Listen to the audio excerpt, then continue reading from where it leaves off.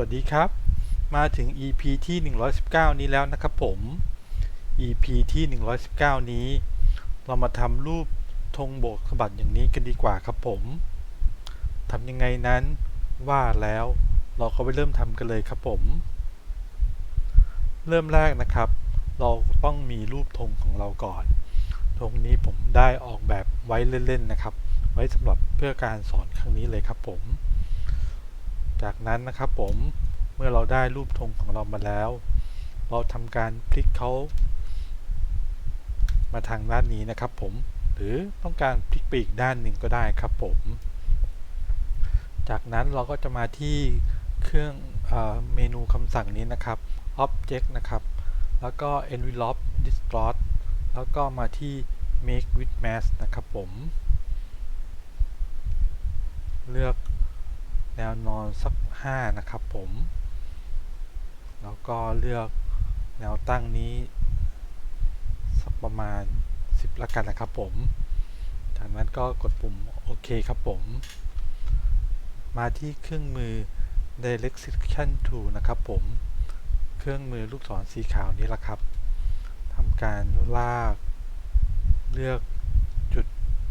แล้วก็เลื่อนจุดที่เรานี้นะครับเข้าไปนะครับเพื่อจะทำให้เกิดการยับย่นขึ้นมานะครับผมตรงนี้ก็เหมือนกันครับ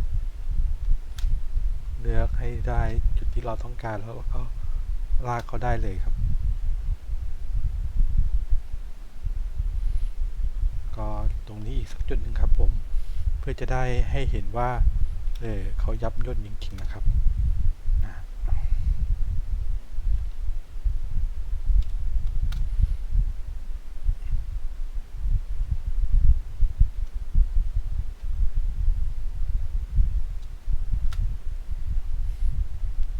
เมื่อ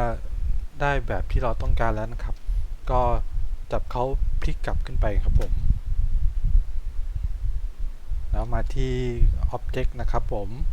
มาที่ Envelope Distort อีกครั้งหนึ่งมาที่ X-Plane ครับเท่านี้เราก็จะได้รูปธงของเราแล้วนะครับผมเป็นธงที่โบกสะบัดเรียบร้อยแล้วนะครับผมไม่ยากเลยใช่ไหมครับผมสำหรับ EP นี้ถ้าเกิดชอบยังไงก็ฝากกดไลค์กดแชร์กด Subscribe ด้วยแล้วกันนะครับผมหลังจากดูจบแล้วก็อย่าลืมเอากลับไปลองทำกันดูด้วยแล้วกันนะครับอาจจะเป็นเสื้อก็ได้นะครับหรือว่าธงเจก็ได้เหมือนกันนะครับผมก็ทำให้เป็นยับย่นโบกสะบัดอย่างนี้ก็ได้เหมือนกันครับสำหรับ EP หน้านั้นจะเป็นเรื่องอะไรฝากติดตามด้วยแล้วกันนะครับ